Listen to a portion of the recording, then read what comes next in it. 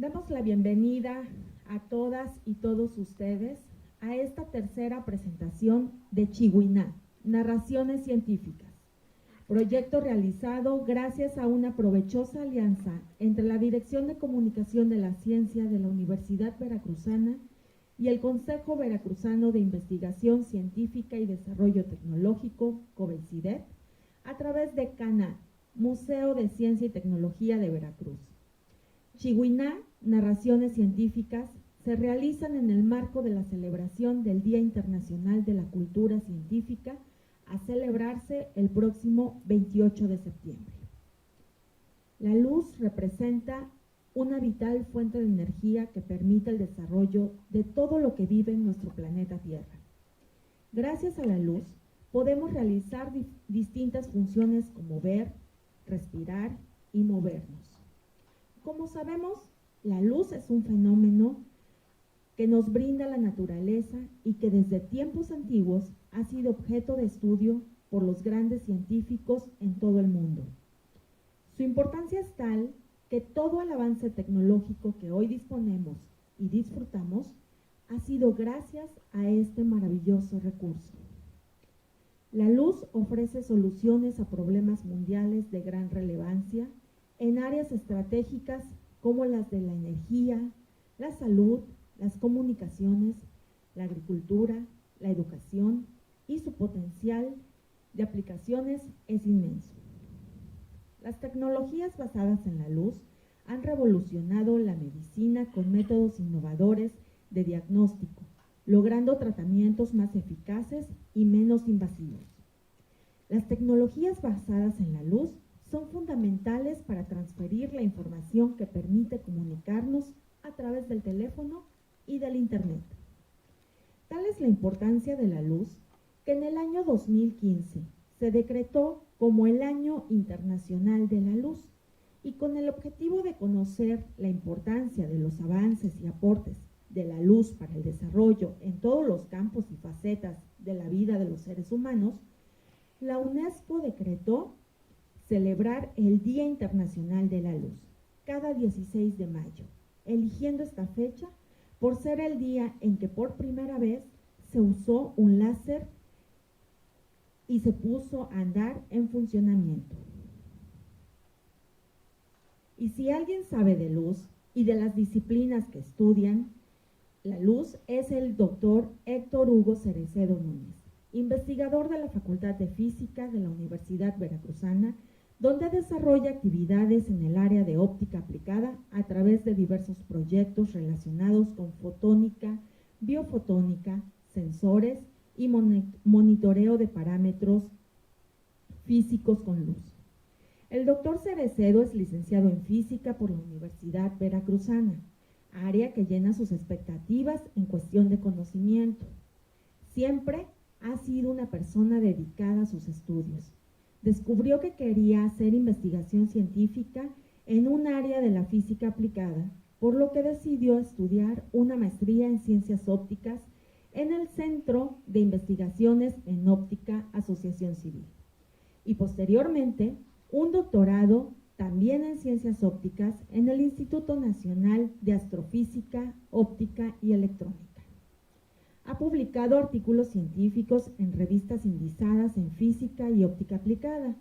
Gracias a su compromiso docente y a ese carácter tan comprometido, es uno de los investigadores más codiciados por los estudiantes para que funja como su director de tesis en licenciatura y posgrado.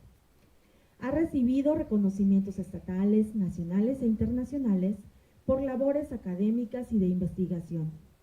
Es miembro de la Academia Mexicana de Óptica, de la Sociedad Internacional para la Óptica y Fotónica y de la Sociedad Americana de Óptica. El doctor Cerecedo dedica parte importante de su tiempo a realizar actividades de divulgación de la ciencia con sus estudiantes de física, con quien ha formado un grupo de jóvenes con convicción por la divulgación. Su espíritu colaborativo ha acompañado a diversos proyectos gracias a que colaboradores y amigos encontramos en el doctor Héctor un aliado de la divulgación. Esta tarde, de Chihuiná, Narraciones Científicas, el doctor Héctor Hugo Cerecedo Núñez nos complace con la charla La Luz y Yo. Doctor, bienvenido y recibámoslo con un fuerte aplauso.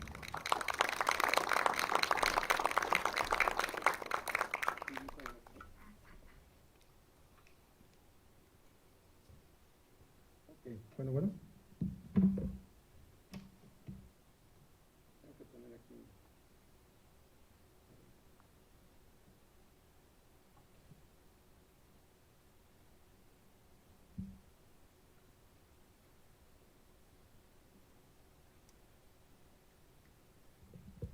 Bueno, primero que nada, buenas tardes y muchas gracias por la invitación. Gracias, doctora, por la introducción. Y bueno, la plática, bueno, unos detalles, hubo muchas cosas interesantes que comentó la doctora Morgado acerca de la luz, y justo la plática va a lo mejor servir para complementar esta introducción que nos dio la doctora. Si me permiten, antes que nada me gustaría dedicarle esta plática a una colaboradora, la doctora Patricia Padilla Sosa, que ahorita está un poquito convaleciente, y lo hago porque justo ella es mi colaboradora, como lo dije, y bueno, en esta ocasión no pudo acompañarnos. Bueno, ya comenzando con la plática, lo primero que quiero decirles es que, o comentarles, es que muchas veces nos ponemos a hacer preguntas muy básicas, tales como cómo, cuándo y por qué, ¿verdad? Esto es a veces muy común. Pues justamente esta plática surge de una de esas preguntas que en algún momento, pues incluso todavía se sigue uno haciendo, y va uno a seguir haciéndose preguntas cuando uno se pone a observar ciertos fenómenos o ciertos detalles en nuestra vida cotidiana. Entonces esta plática surge de una de esas preguntas básicas que yo le llamo, ¿no? Al final se puso el nombre de La Luz y Yo, pero pudo haberse llamado La Luz y Nosotros, o pudo haberse denominado también La Luz en nuestra vida diaria. Y como pueden ver, bueno, todo tiene que ver justamente con esta relación que tenemos con la luz. Muy bien. Pues como personas o como seres humanos, nos adaptamos o nos acostumbramos a las actividades que tenemos diariamente, ¿verdad? Contamos con una buena cantidad de tecnologías que nos ayudan también a hacer más fácil algunas de estas actividades. Esto es ahora bastante común, ¿verdad? Los celulares, los autos tienen muchas aplicaciones, no solamente que tienen que ver con el celular, sino para poder manejar adecuadamente, ¿no? Bueno, y dada nuestras agitadas vidas también, en la mayoría de los casos no nos ponemos a pensar o no nos detenemos a reflexionar sobre los orígenes o el funcionamiento de esas tecnologías, ¿verdad? Llegamos a considerar que el funcionamiento de lo que tenemos en la mano, de lo que ocupamos diariamente, como un microondas tal vez, como un radio en casa o una licuadora, muchas cosas ya están automatizadas, y muchas veces pensamos que el funcionamiento, o ya nos acostumbramos y decimos, bueno, es que es obvio, ¿verdad? Y incluso le damos la vuelta y ya no seguimos pensando en ello. Decimos, bueno, pensamos que funciona así, y ya, adiós, nos vamos a lo que sigue, ¿no? Pues justamente esta indiferencia a reflexionar más a fondo sobre qué es lo que está pasando, no nos permite a veces conocer la importancia que hay, la importancia que tienen estas tecnologías por las personas que están detrás de ellos, ¿no? Aquellos que se ponen a investigar, o aquellos que se ponen a desarrollar estas tecnologías. Por este hecho lo dejamos, lo obviamos, lo dejamos olvidado, ¿verdad? Pues esto que comento, pues puede relacionarse con muchas cosas, ¿verdad? No solamente con tecnologías. Pero el día de hoy, como ya se mencionó en la presentación, pues me gustaría enfocarme a un fenómeno en este caso a la luz y la interacción que tenemos con ella. La luz, pues, es un fenómeno natural que se estudia desde las ciencias físicas. Sin embargo, ella forma parte de nosotros y de nuestra vida diaria. Como comentaba, pues a veces no nos detenemos a observar lo indispensable e importante que ésta llega a ser diariamente para nosotros. Así que en esta plática vamos a reflexionar un poco sobre la luz, los orígenes, las aplicaciones y las tecnologías asociadas con ella. Lo primero que podemos mencionar sobre la luz es que es un fenómeno natural, es un fenómeno físico, que puede explicarse como una radiación electromagnética, ¿verdad? Y en ese sentido, a lo que nos referimos como radiación electromagnética, es como en aquella parte muy pequeñita del espectro justamente electromagnético que conocemos o que percibimos como los colores. Estos colores que van desde el azul al rojo, pasando por diferentes tonalidades, esos colores es la luz, esos colores es radiación electromagnética. Y es una pequeña fracción, como dije, del espectro. Ahora bien, ¿desde cuándo podemos o tenemos conciencia de la luz o desde cuándo está la luz interactuando con los seres humanos? Pues esta luz realmente se encuentra desde el origen del universo. Podemos considerar que en los primeros instantes de lo que se conoce como la teoría del Big Bang, y que hay muchas evidencias de ello, se generaron muchas partículas y entre ellas se generaron los primeros fotones. Y con el paso del tiempo, bueno, estos fotones, entre otras partículas, fueron interactuando y fueron formando la materia hasta lo que conocemos hoy en el universo. Estamos hablando de que esto comenzó entonces desde hace aproximadamente unos 13.8 billones de años. Y bueno, con el paso del tiempo, en toda esta generación de materia después del Big Bang, sabemos que fueron apareciendo no solamente materia, sino seres orgánicos, bacterias, las primeras plantas, los primeros animales. Y el ser humano fue apareciendo, evolucionando, y junto con su evolución también fue adaptándose a esta radiación que existía. ¿Y cómo lo hizo? Pues lo hizo básicamente a través de un sistema de visión.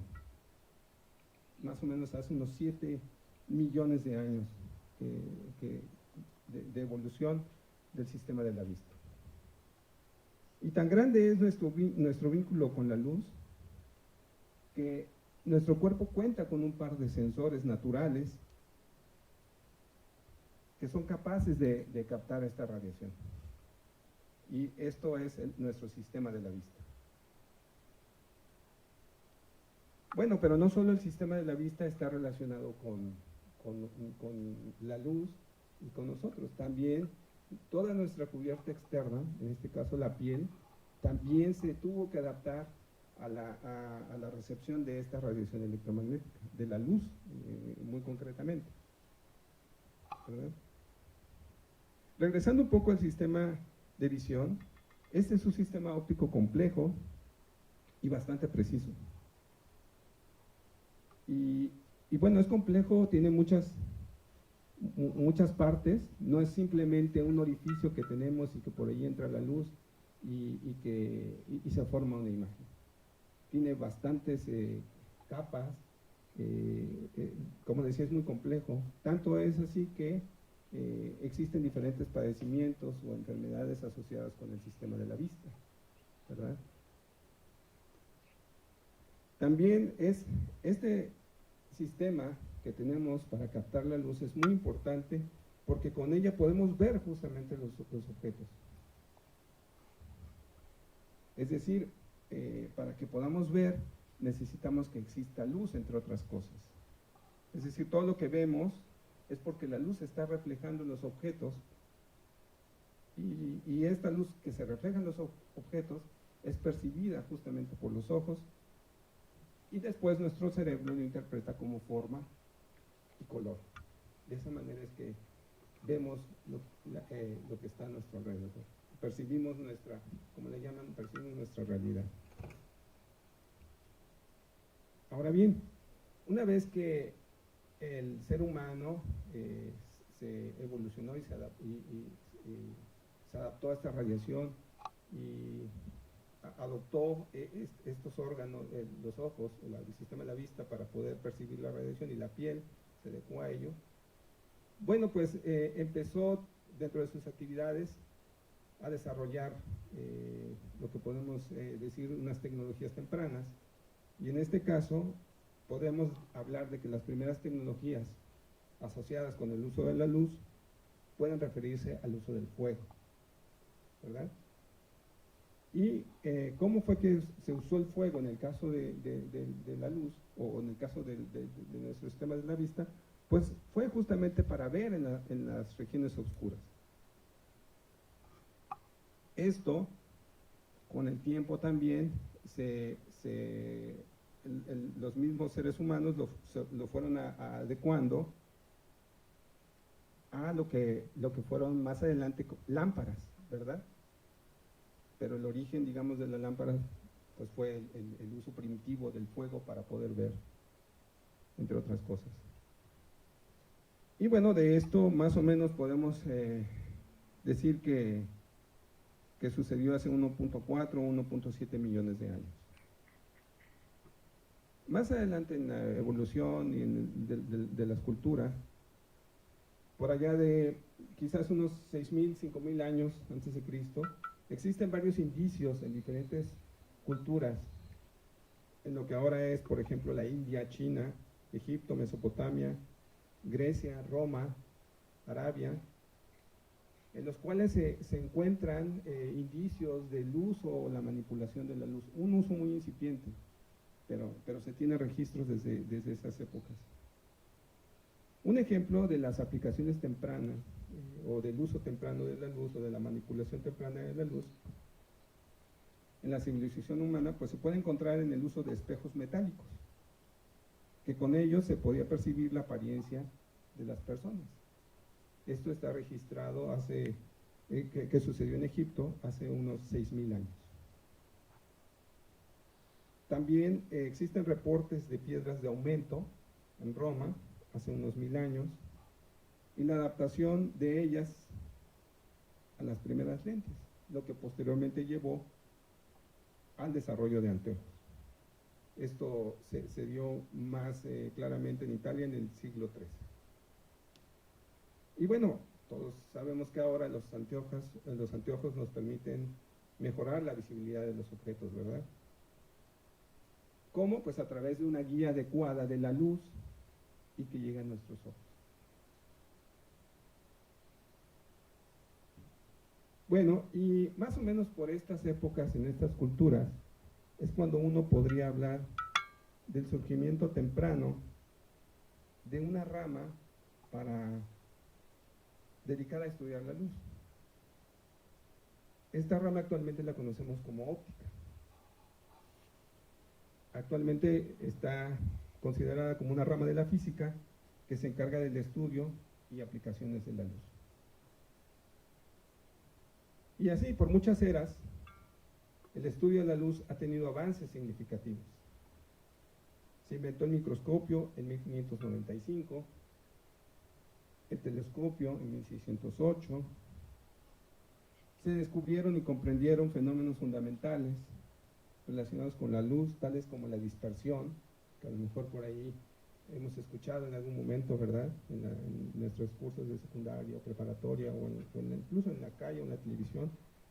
El esparcimiento, la polarización, la interferencia, la difracción, entre muchos otros fenómenos. Se fueron etiquetando, estos fenómenos se fueron identificando y etiquetando para un mejor estudio y un mejor aprovechamiento. Ya en el siglo XX, por allá de los años 60, se logró el desarrollo de una nueva fuente de luz. Y este desarrollo de esta nueva fuente de luz fue muy importante y fue producto justamente de la comprensión que ya se tenía de todo lo que les he platicado sobre la luz sobre la compresión y manipulación que se tenía hasta ese entonces.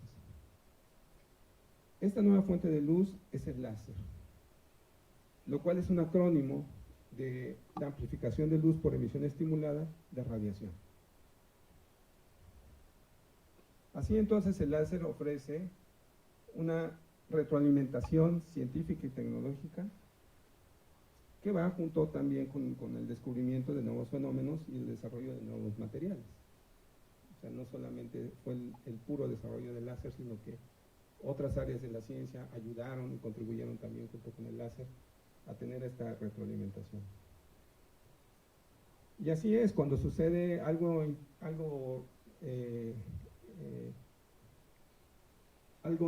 bastante novedoso, algo que no existía antes en la ciencia, muchas veces esto que aparece como el láser retroalimenta la misma ciencia. Experimentos que a lo mejor antes eran muy difíciles de llevar a cabo, cuando surge una tecnología que no teníamos antes, los experimentos se mejoran, las mediciones se mejoran, se descubren más cosas. Entonces el láser ha tenido esa importancia. Y por ejemplo, con el desarrollo de los láseres, como decía, se han logrado nuevos descubrimientos, nuevas áreas de investigación. Voy a mencionar algunas que a lo mejor a ustedes no les va a tener un poco de sentido porque son muy específicas, pero bueno, qué bueno que también pudiera ser la primera vez que las escuchen, ¿no? Les decía nuevas áreas como la óptica no lineal, que ustedes van a decir, ¿y eso cómo? Pero bueno, lo podemos platicar si quieren las preguntas. Con el desarrollo de los láseres, tenemos aplicaciones mucho más precisas como los cortes que se hacen ahora con láser para cortes en metal, muy precisos, muy limpios, que antes era muy complicado hacerlo con otra herramienta. Con la aparición de los láseres se pueden hacer mediciones más exactas en ciertas áreas. En este caso, esas mediciones más exactas que se llevan a cabo con luz están comprendidas dentro de un área que se llama la metrología óptica. Aplicaciones también relevantes de la luz las podemos encontrar en el área de la medicina y la biología. A mí, por ejemplo, en particular me atrae mucho estas aplicaciones en la medicina y en la biología. Con los láseres, entonces, en esta área se han desarrollado nuevas técnicas de microscopía que han logrado proveer una mejor resolución de las imágenes. También nuevas técnicas de medición y de monitoreo de parámetros que sirven en biología o en medicina, como algo que se conoce como la tomografía óptica coherente o espectroscopía de tipo Raman. También se pueden ahora emplear nuevas técnicas de cirugía, como el corte con láser, ¿verdad? Existen nuevos tipos de terapias basadas en la luz, como las terapias fotodinámicas. También se han mejorado instrumentos que ya antes se ocupaban y accesorios médicos. Ahí es donde hay una gran contribución y una contribución bastante interesante con la luz. Pero no solamente en la ciencia y en la tecnología el láser ha sido muy útil, también en el área de las artes y el entretenimiento. Existen, por ejemplo, efectos luminosos y de iluminación muy modernos que utilizan fuentes de luz que se desarrollaron muy recientemente, entre ellos obviamente el láser, ¿verdad? También se desarrollan materiales, las pinturas con mejor calidad o para una agradable visualización. Otro ejemplo reciente de esta evolución de las aplicaciones de la luz es el cambio que se tuvo de las pantallas estas en los televisores, o de los tubos estos que se ocupaban en los televisores, a las pantallas planas. Los mismos pantallas de los celulares son producto de haber entendido cómo es que se puede generar luz y cómo se puede aplicar a algo tan delgado como son las pantallas, ¿verdad? El Internet, lo mencionó la doctora en la introducción.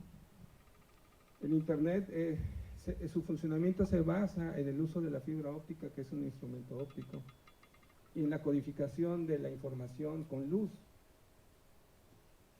También en el uso de las fotoceldas existe un fenómeno que se conoce como, en el cual se convierte la luz a energía eléctrica. Se me olvidó ahorita, pero sí es un fenómeno física, con el cual se puede convertir esta radiación electromagnética a energía eléctrica. Bueno, como conclusión, me gustaría decir que la luz, pues lo mencionamos, es un fenómeno natural que se estudia desde la óptica. En nuestra vida diaria, pues tenemos una relación estrecha con la luz, no solamente con la luz natural, sino también con la luz artificial.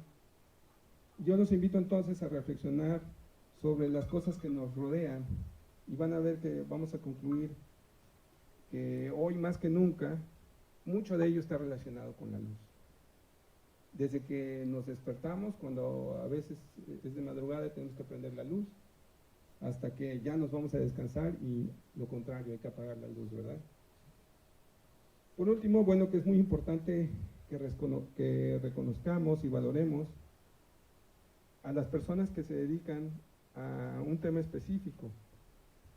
En este caso, aquellos que se dedican al estudio de la luz, como los científicos, los ingenieros, y aquellos que se dedican a las aplicaciones, como son los artistas, los médicos, los arquitectos, entre muchos otros más.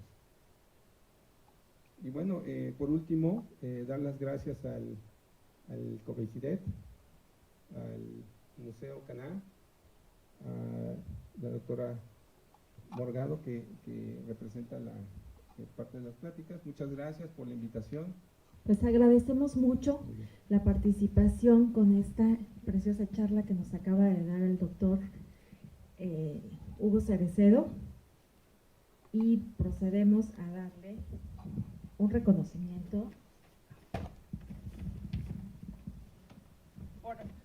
reconocimiento al doctor Héctor Hugo Cerecedo Núñez por su participación como ponente en la charla La Luz y Yo, en el marco de Chihuiná, Narraciones Científicas. Muchas gracias, doctor. No, gracias a ustedes, y gracias a ustedes por asistir también. Muchas gracias. Muchas gracias.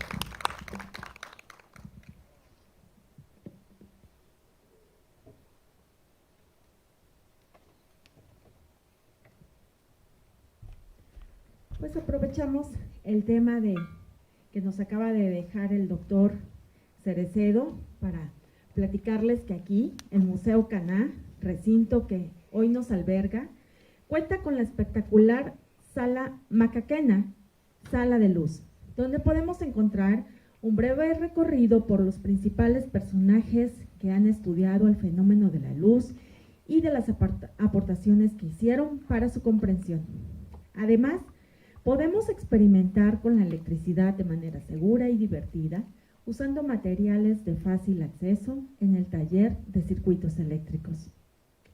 Según el Consejo Internacional de Museos, un museo es una institución al servicio de la sociedad y su desarrollo, que adquiere, conserva, investiga, comunica y exhibe, con propósitos de estudio, educación y deleite, colecciones con un valor cultural.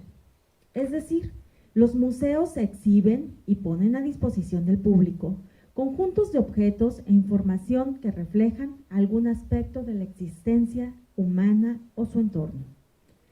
El museo contribuye a dar vida al entorno. Es un punto de atracción de la población que suele convertirse en un lugar de encuentro y de intercambio, favoreciendo la participación de los ciudadanos, como lo que vivimos aquí en cada presentación de Chihuiná. Reconozcamos que al facilitarse el acceso a la cultura a todos los grupos de personas, se contribuye a la igualdad social. Por tanto, los museos son un instrumento de democratización cultural. El estudio del ser humano es una labor complicada, debido a la complejidad y variedad de sus actividades y pensamientos. Durante su transcurso de la historia, los grupos humanos han generado diversas formas de ver el mundo y de entender la realidad. Todo esto dependiendo del lugar y momento de la historia en donde se encuentran. A estas formas de pensar y actuar se les ha llamado cultura, y es la antropología la ciencia que se encarga de estudiar las manifestaciones culturales para entender al ser humano. En esta bella ciudad de Jalapa encontramos el Museo de Antropología, que es el segundo recinto museográfico más importante de México después del Museo Nacional de Antropología en Chapultepec. Es un recinto que busca propiciar no solo la investigación, la conservación y la difusión del patrimonio, sino también busca un ambiente pluridisciplinario para el desarrollo de estudiantes y profesionales de áreas diversas. Los museos son fuente de inspiración para muchos jóvenes. Son espacios que dejan volar la imaginación y permiten la creación de muchos sueños y anhelos. Tal fue el caso de nuestra siguiente narradora científica. De niña, Virginia Arieta pasaba mucho tiempo en el Museo de Antropología de Jalapa. Su padre era artista plástico del recinto y al salir de la escuela, visitar el MAX era parte de la rutina diaria de Virginia durante su infancia y adolescencia. La convivencia con los arqueólogos, sus historias, las piezas alojadas en el MAX fueron los motivos para que Virginia Arieta Baizabal no pensara en otra profesión que no fuera la arqueología, por lo que decidió estudiar la licenciatura en arqueología en la Universidad Veracruzana. Estudiar el posgrado fue el camino para trabajar en uno de los sitios más importantes de Mesoamérica, San Lorenzo, y con la arqueóloga que dirige el proyecto en ese sitio, Ann Sifers. Por lo que, al titularse de la licenciatura, Virginia contactó a la arqueóloga que tanto había leído, contando con la fortuna de que la doctora Sifers no solo la aceptara como tesista, sino que también la invitara como colaboradora de su proyecto, con el cual realizó la maestría en estudios mesoamericanos y el doctorado en antropología con especialidad en arqueología, ambos grados obtenidos por la Universidad Nacional Autónoma de México. Actualmente, Virginia Arieta es investigadora de tiempo completo del Instituto de Antropología de la UV, donde tiene como línea de investigación el estudio de la dinámica poblacional y el desarrollo de los antiguos habitantes del sur de Veracruz. Dirige un proyecto arqueológico en el sitio Olmeca de Antonio Plaza y desde hace 15 años es colaboradora del proyecto arqueológico San Lorenzo Tenochtitlán. Es miembro del Sistema Nacional de Investigadores Nivel 1, forma parte de la Sociedad Mexicana de Arqueología y de la Sociedad Mexicana de Demografía. Es autora de libros, capítulos de libro, artículos científicos y artículos de divulgación.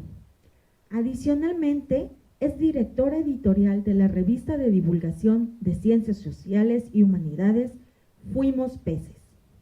Hoy, la doctora Virginia Arieta Baizabal nos presenta Antropología para un futuro incierto en este foro de Chihuiná, Narraciones Científicas. Bienvenida, Virginia, recibámosla con un fuerte aplauso.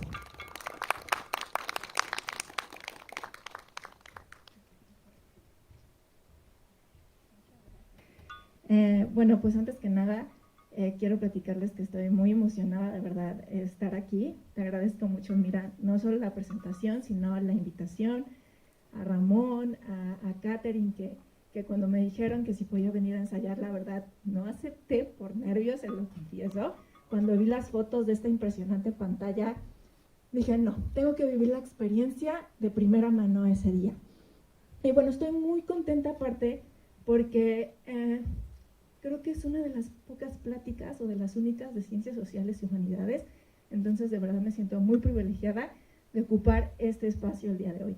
Y bueno, ya lo dijo Elvira cuando empezó la sesión del día de hoy, en el marco de un día y un mes tan importante como es el de la cultura científica. Y bueno, ustedes saben que cultura y ciencia son dos palabras que a los antropólogos nos gustan mucho y rigen nuestras vidas. Fíjense que justo en ese momento, cuando recibí la invitación, pues sí me puse a pensar en todos los temas que podía venirles a platicar. Tenían que ser mis 15 minutos más importantes. O sea, tenía que aprovechar esos 15 minutos para venir a platicar con ustedes y dejarles un mensaje importante que nos pudiéramos llevar el resto de nuestros días a nuestras casas. Entonces, siguiente por favor.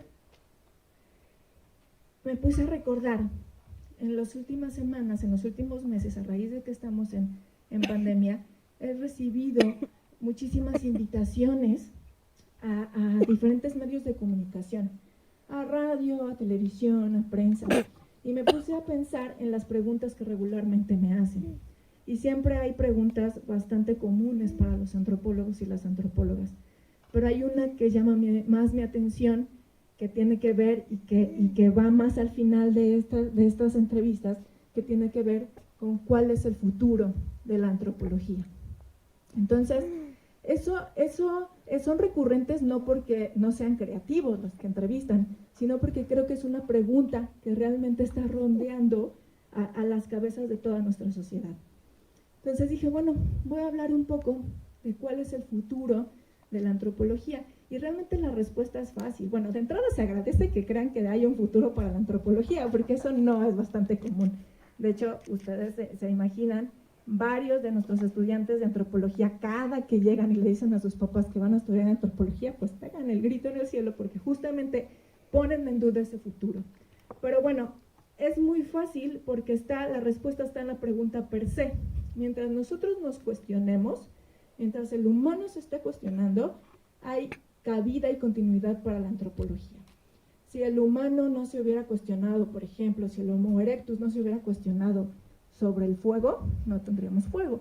Y bueno, el doctor ya nos hizo ver, si nosotros los humanos no se hubiéramos cuestionado sobre el fuego, sobre las lámparas, sobre los espejos, sobre la luz, sobre los láser, nada de lo que hoy aprendimos en la charla anterior conoceríamos en el momento. Por ejemplo, si Marion, que es quien está aquí, Marion Stirling, generalmente el crédito se lo lleva Mateo, su esposo, Matthew Stirling, pero la verdad es que si Marion no se hubiera preguntado o cuestionado cómo se verían sus bolsas de moda de piel de cocodrilo, hechas de piel de cocodrilo, entonces Marion y Matthew no hubieran ido al sur de Veracruz a buscar ese cocodrilo y encontrar uno de los sitios más importantes de Mesoamérica. Y ni las cabezas, es en serio, la historia está escrita en cartas. Marion fue a buscar cocodrilos para sus bolsas de moda. Estaban en plena Segunda Guerra Mundial. Entonces, mientras nosotros nos cuestionemos, los humanos nos cuestionemos, hay cabida para la antropología. Yo les volteo siempre la pregunta, ¿cómo sería un futuro sin antropología? Y hoy les voy a hablar justo de eso. Les voy a hablar específicamente cuál es la importancia de la antropología y de manera muy especial de la subdisciplina de la que yo me encargo, que es la arqueología. Entonces, vamos a empezar. Bueno, hay que concebir a la antropología y a cualquiera de sus subdisciplinas, es decir, la arqueología, la antropología social, la antropología física, la antropología histórica, la antropología lingüística, como un espejo en el cual podemos mirarnos y ver los logros y los fracasos de otras sociedades antiguas o contemporáneas. Entonces, la antropología en general lo que estudia es a los seres humanos en su aspecto biológico y sus relaciones con otras especies, con otros grupos humanos, con el entorno, desde un aspecto socio-biocultural. Entonces, para estudiar todo eso, necesitamos dividirnos en trincheras. Y una de esas trincheras las ocupamos los arqueólogos. Siguiente. Bueno, antes de empezar, yo sí quiero, siempre está en mis metas acabar con ciertos tipos de mitos. Y siempre empiezo con el de, bueno, los arqueólogos no estudiamos a los dinosaurios. Yo sé que todos aquí, los que están presentes, saben que no estudiamos a los dinosaurios, pero es bastante común, de verdad, si vamos al médico o si de repente vamos a un domingo familiar, siempre va a haber alguien que nos diga, que piense que los arqueólogos trabajamos con los dinosaurios. Y entonces, en tanto la arqueología es una subdisciplina antropológica y los humanos no convivimos con los dinosaurios, entonces no está en nuestro campo de trabajo. Esto es común que piensen, yo creo, por la metodología. La metodología que utilizamos, que es una de las principales, que es la excavación, es algo que compartimos con los paleontólogos.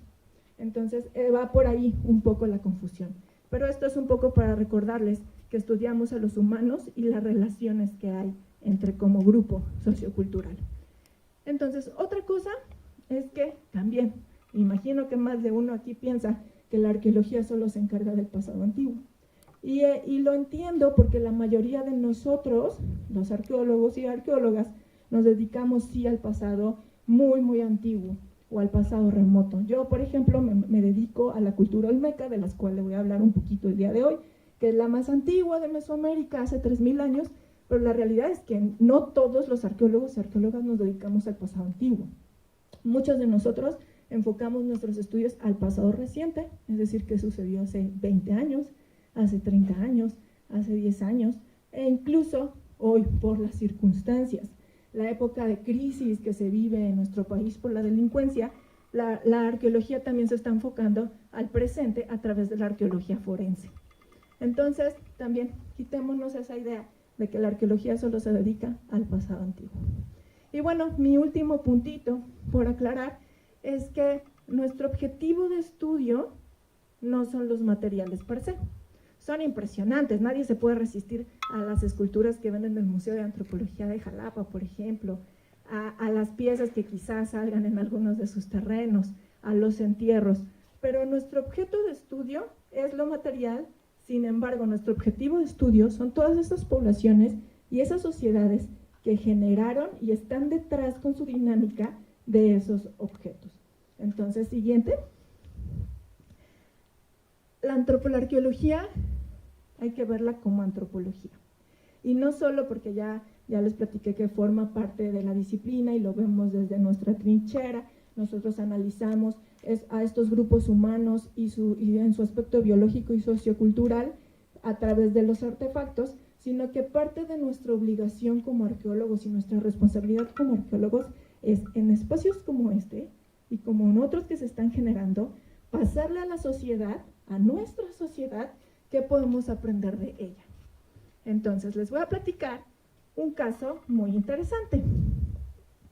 Les voy a platicar qué es lo que nos preguntamos y en específico qué es lo que hago yo dentro del campo de la arqueología.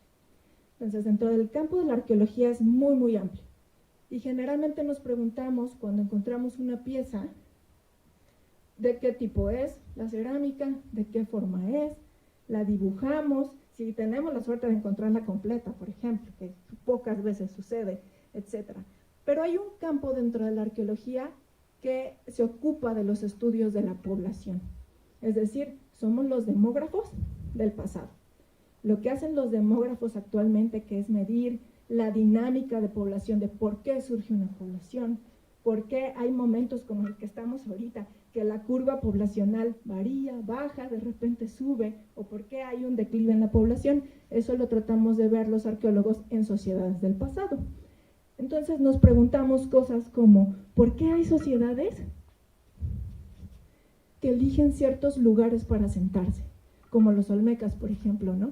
Que se ubican, ahorita les voy a enseñar, en los pantanos del sur de Veracruz, en algo que para nuestra sociedad pudiera ser lo más crítico y que nos preguntamos, ¿por qué se asientan en los pantanos, al lado de los cocodrilos, con esa lluvia de mosquitos? Eso tiene una respuesta bastante específica.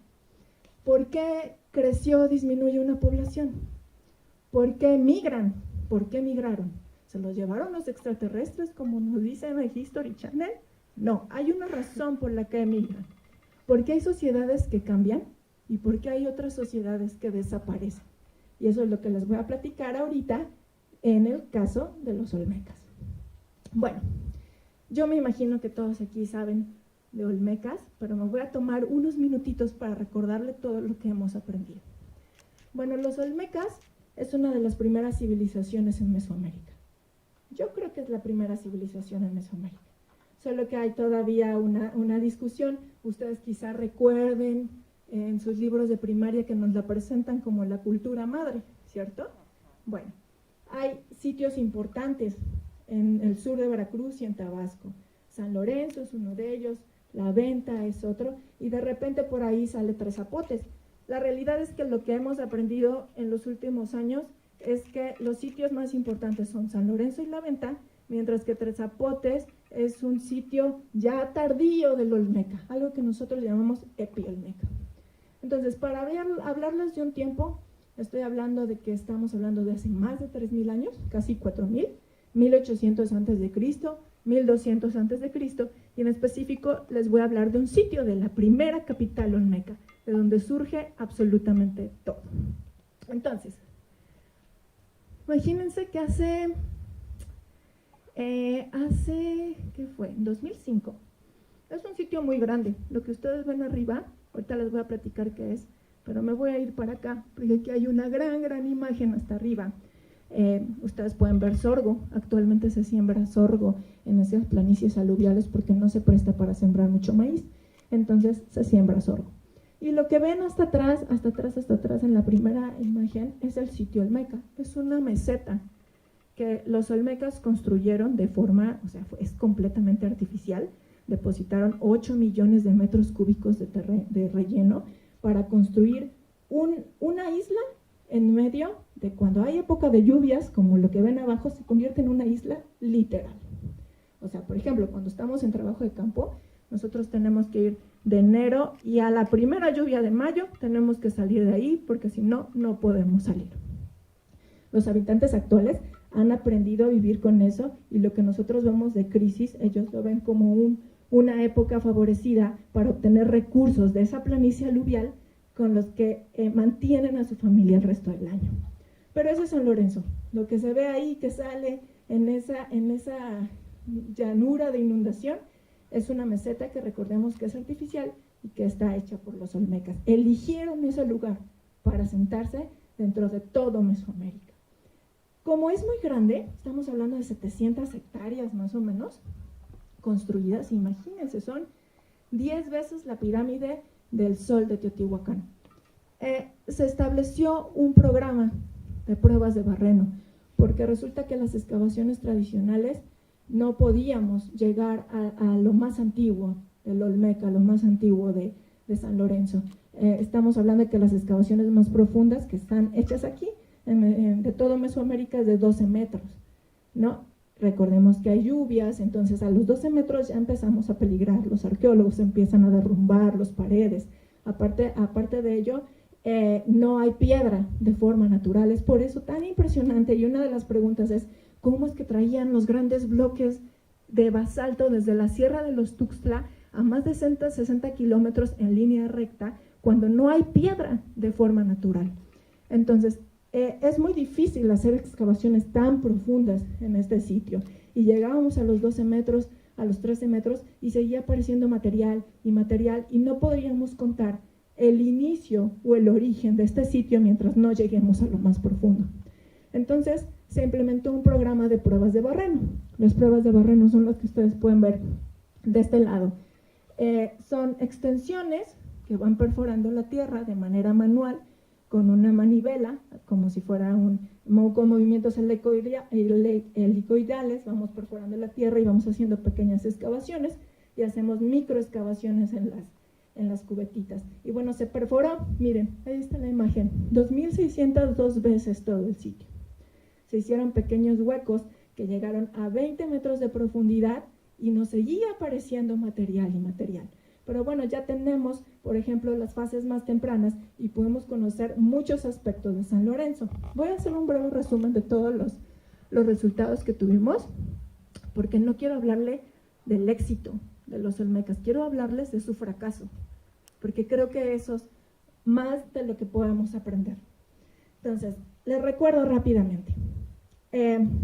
San Lorenzo, cuando hicimos este programa de pruebas de barreno, pues pudimos conocer muchísimo. Pudimos conocer eso, que depositaron 8 metros cúbicos de relleno para hacer la gran meseta, que es completamente artificial, eso lo logramos a través de las pruebas de barreno. Antes se pensaba que era una meseta natural. Después vimos cómo eran sus casas.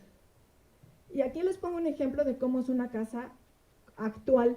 Bueno, las pocas que quedan, ya no todas son de barro ni con techos de palma, pero lo que vemos en las excavaciones son casas muy parecidas a las que como esta muestra actualmente. Vimos el tamaño de sus casas. Conocimos lo que ustedes ven aquí, es el Gran Palacio Rojo, una unidad habitacional de un gobernante.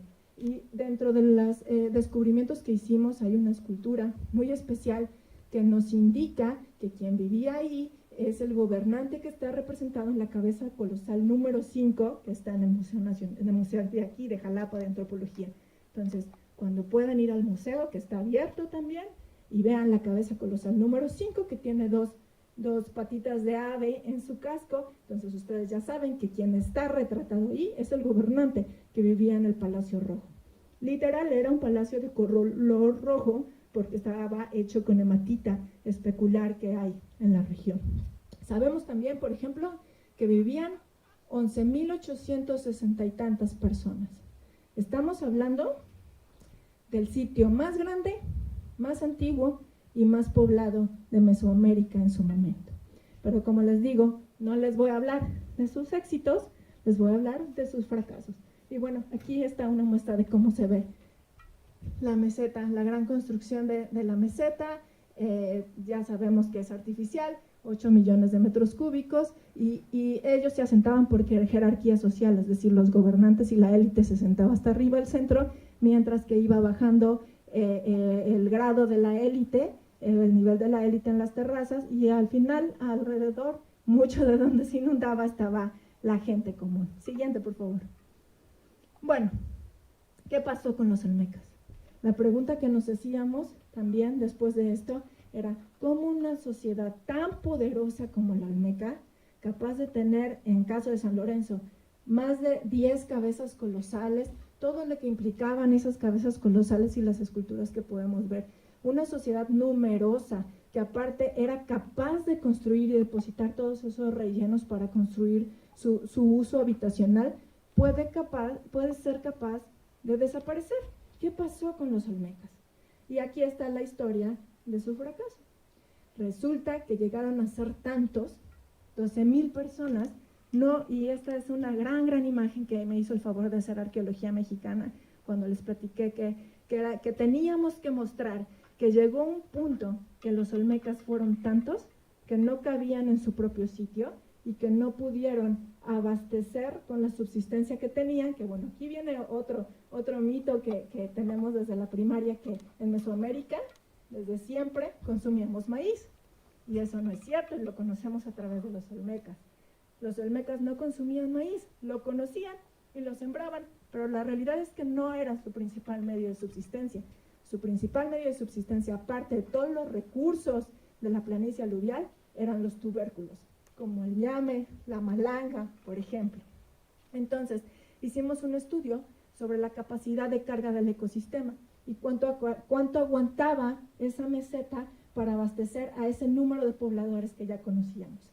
Y nos dimos cuenta que llegó un punto en que los olmecas, por muy poderosos que eran, llegaron a un punto a ejercer tanto presión en el ecosistema que no aguantaron.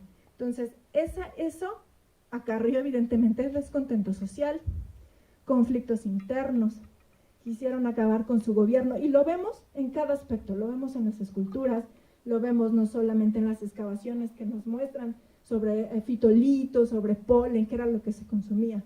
Entonces, alrededor del 1000 a.C., mucha gente de San Lorenzo tuvo que emigrar y funda la segunda capital olmeca en Tabasco, que conocemos como La Venta. Entonces, esta pequeña historia, más que del éxito del olmeca, que usualmente es lo que conocemos, sino del fracaso, creo que es algo que podemos aprender mucho de la arqueología en específico y de la antropología en general. Entonces, la arqueología es impredecible, pero es un lugar seguro. Nos muestra miles de caminos posibles, variados y reales.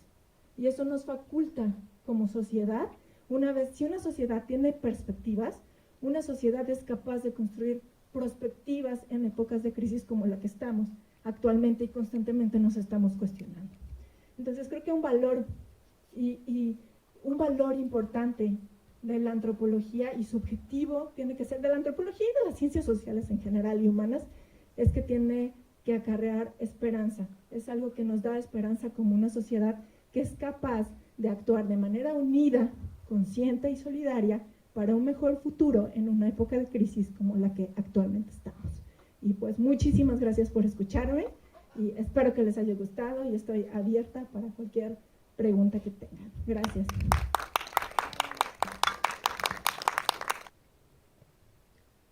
Pues muchas gracias, Virginia, por esta espléndida plática, muy interesante justamente que coincidieran dos áreas aparentemente tan separadas, pero tan interrelacionadas las unas y las otras.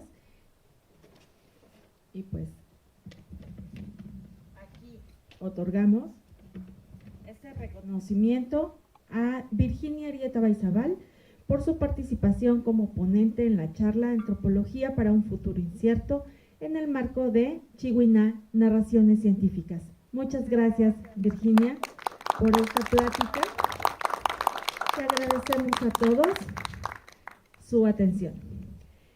Agradecemos a los asistentes a esta tercera presentación de Chihuiná, Narraciones Científicas. Los invitamos a que no se pierdan la siguiente semana las charlas del cine a la divulgación a cargo de la cineasta Vianey Conde y Operando a mi caballo por el doctor Alejandro Taylor Coates de la Facultad de Medicina Veterinaria y Zootecnia de la Universidad Veracruzana. El próximo martes 28 de septiembre a las 16 horas en las instalaciones del Museo Caná, aquí en la Sala Lacahuán. Les recordamos que en el área de registro se encuentra una encuesta de salida. Agradecemos su apreciable asistencia a Chihuiná, Narraciones Científicas y les deseamos una excelente tarde. Muchas gracias.